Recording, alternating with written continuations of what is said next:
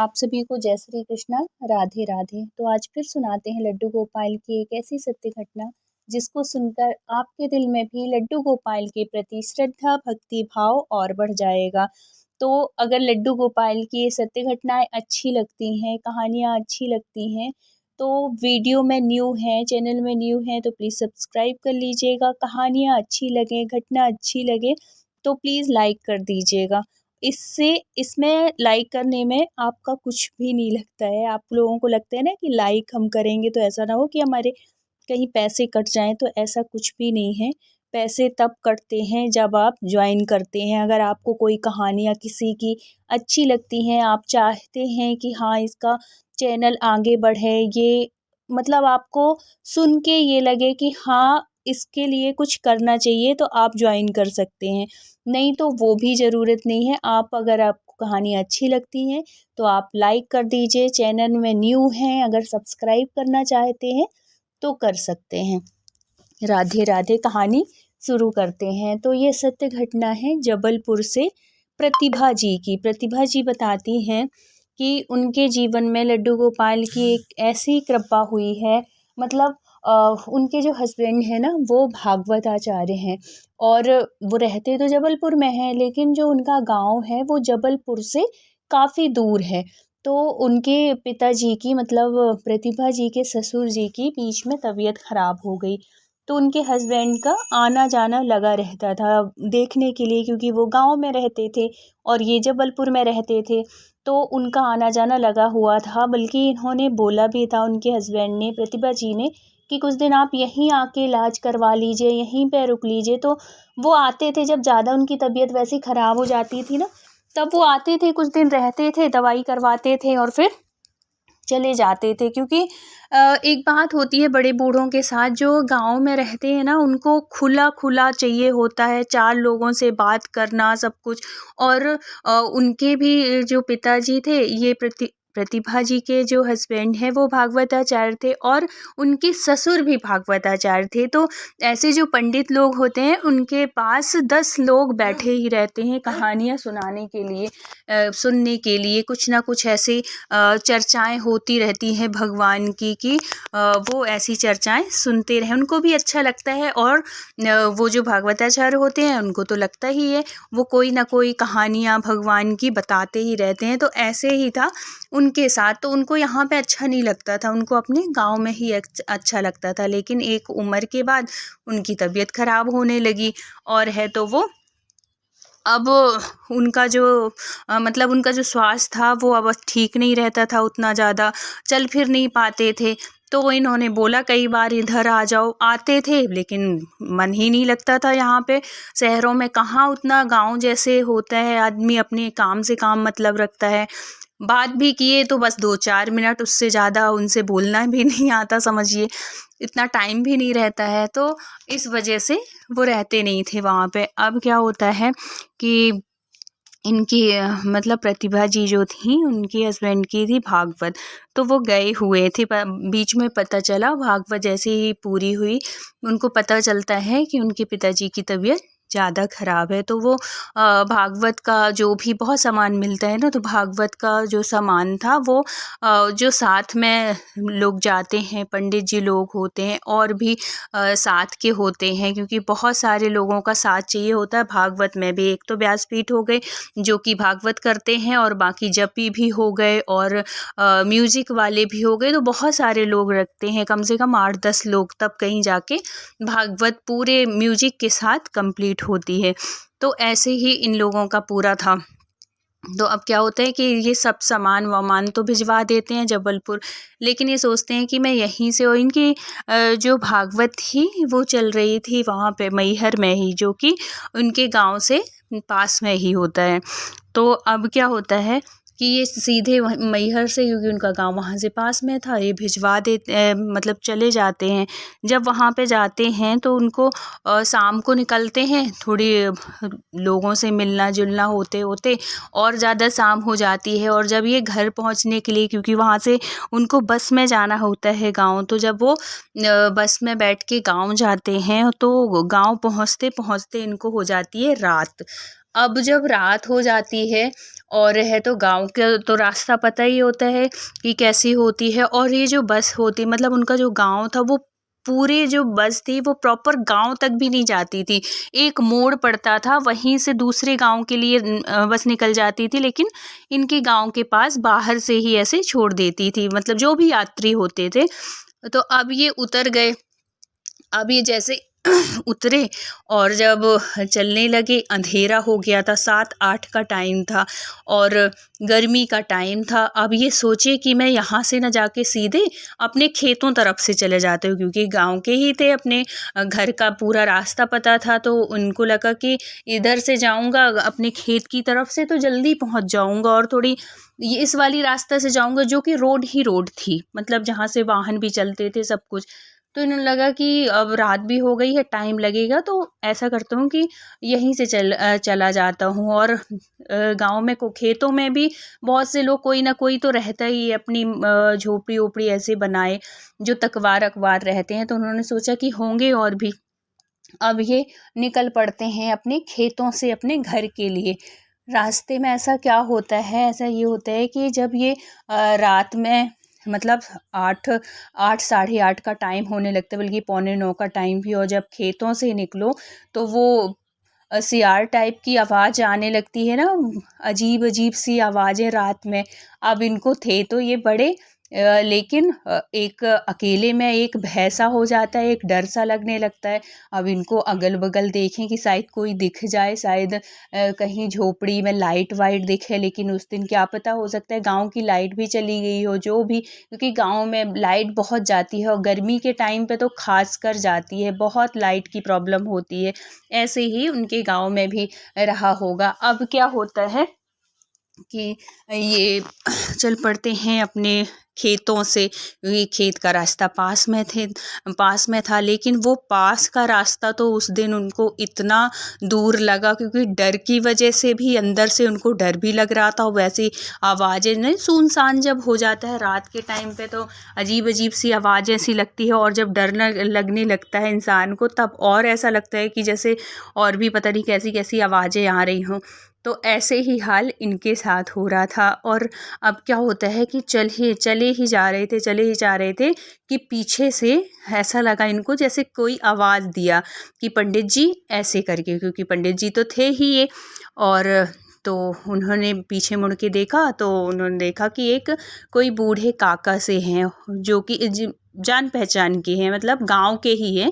तो गांव में आदमी सब एक दूसरे को जानता है, चाहे वो बड़े हों छोटे हो, इतना बहुत बड़ा गांव तो होता नहीं है कि आदमी एक दूसरे को जाने ना, सब एक दूसरे को जानते हैं। तो ये इनके पिताजी का बड़ा सम्मान करते थे, जो बुजुर्ग दिखे, मतलब आवाज़ दी जिन्होंने।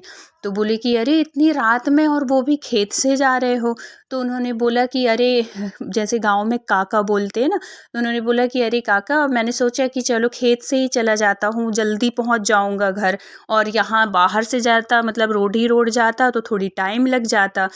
तो बोला चलो कोई नहीं, चलो मैं छोड़ देता हूँ, डरे तो नहीं, ऐसे करके पूछते हैं। तो बोले कि नहीं, काम काहे के लिए डरूंगा, मैं तो भगवान का नाम, कन्हैया का नाम लेते हुए जा रहा था, और बल्कि अंदर से डर तो उनको लग रहा था, लेकिन क्यों बताएं कि मैं डर रहा था।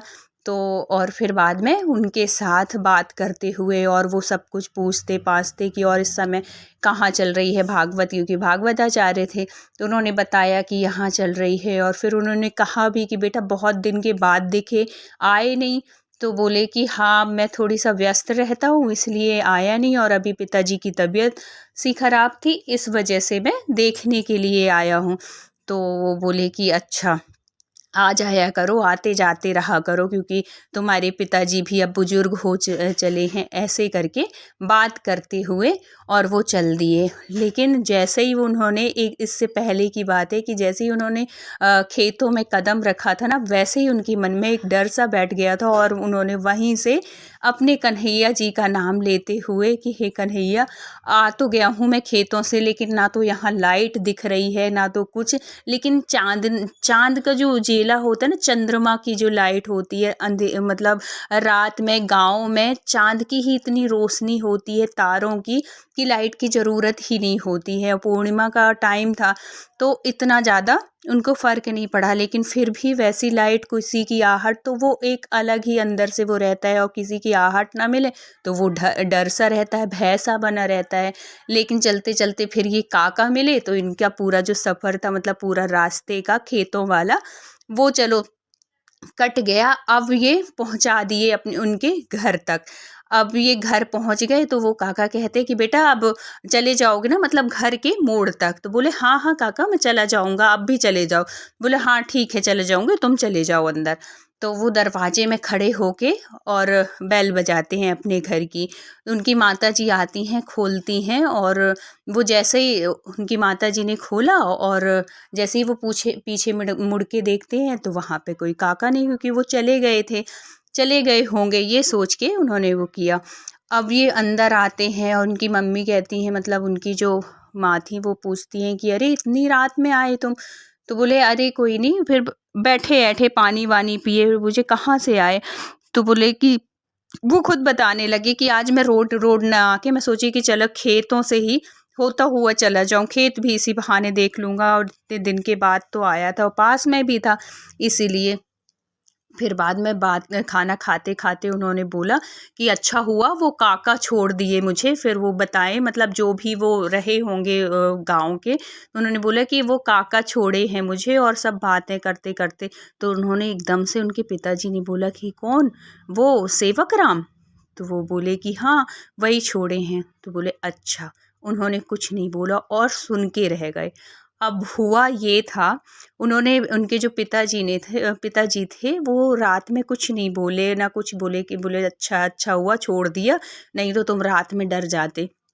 तो वो कहते हैं, प्रतिभा जी के हस्बैंड कहते हैं कि हाँ बाबूजी, डर तो मुझे सच में बहुत लगने लगा था, क्योंकि रात में सियार से बोलने लगे थे, और है तो मुझे लगा कि मैं कहाँ से ये गलती कर लिया खेतों की तरफ आने का। मैं सोचा कि झोपड़ी ओपड़ी बने होंगे, कोई रह रहे होंगे जो खेतों में तकवार अकवार रहते हैं, लेकिन ना तो किसी की मड़ैया थी वहाँ, ना तो किसी की झोपड़ी थी, ना कोई लाइट जल रही थी। तो उनके पिताजी ने बोला कि बस अभी 5 मिनट पहले ही लाइट आई है बेटा, लाइट थी भी नहीं गांव में, ऐसे करके। तो बोले कि अच्छा, बड़ा अंधेरा था, अच्छा हुआ वो काका मिल गए, नहीं तो कैसे कैसे मैं आ पाता। मुझे तो अंदर से बड़ा डर लग रहा था। बस मैं भगवान का, कन्हैया जी का नाम लेके कि चलो कन्हैया अब तुम ही साथ हो, ऐसे करके मैं पहुंचा घर। अब ये खाना पीना खाते हैं और सो जाते हैं। जब ये सुबह उठते हैं, उनके बाबूजी भी उठ जाते हैं, देखते हैं तबीयत ठीक थी, क्योंकि बुजुर्ग थे तो थोड़ी में ज़्यादा हो जाती, थोड़ी में कम हो जाती है। बैठे, उनको बिठा ले अपने पास, और इनके प्रतिभा जी के हस्बैंड को बुलाए, मतलब अपने बेटे को पलंग में बिठा ले अपने, और बोलते हैं कि कल तुम किसके साथ आए? बोले बताया तो था रात में, सेवक राम चाचा के साथ आया था, ऐसे काका के साथ आया था। बोले एक बात बताऊं? उनके पिताजी ने कहा एक बात बताऊं? बोले हाँ बाबूजी बताइए। तो कहते हैं कि ये सेवक राम ना 6 महीने पहले बेटा ख़त्म हो गया है। बोले क्या बात कर रहे हैं आप? मैं कल ही आया हूँ और वो दरवाजे तक छोड़ के गया है। तो बोले नहीं बेटा, वो 6 महीने पहले ख़त्म हो गया है। ये समझो कि वो इतना हमें मानता था, क्योंकि ये भागवताचार्य थे इनके पिताजी भी, वो भी उनके जो सेवक राम थे वो शिष्य थे। तो कभी भी कोई भी इस तरह के वो जो होते हैं ना, मतलब चेला होते हैं, वो कभी अपने बड़ों का, अपने गुरुजनों का कभी गलत नहीं कर सकते। और ये उनके बच्चे थे तो वो कैसे गलत करता, और बल्कि डर रहे थे, तो उन्होंने इनका साथ दिया।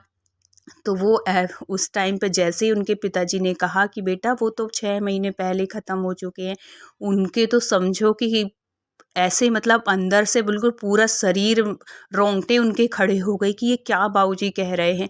ऐसे कह के बड़ा उनको वो लगा। उस टाइम दिन था तो दिन में डर तो नहीं लगा, लेकिन एक वैसा लगता है ना, सदमा टाइप का, कि अरे अच्छा हुआ रात में मुझे नहीं पता था, नहीं तो मैं तो सो भी नहीं पाता। और ये ऐसे करके फिर बाद में उन्होंने लड्डू गोपाल को अपने बहुत बहुत धन्यवाद दिया कि भगवान तुमने बचा लिया, आज मैं एक भूत के साथ में भूत ही समझो, और क्या जो ख़त्म हो जाते हैं वो क्या है, जो लेके आया वो है नहीं, 6 महीने पहले ख़त्म हो गया है तो कौन था, भूत ही था ना।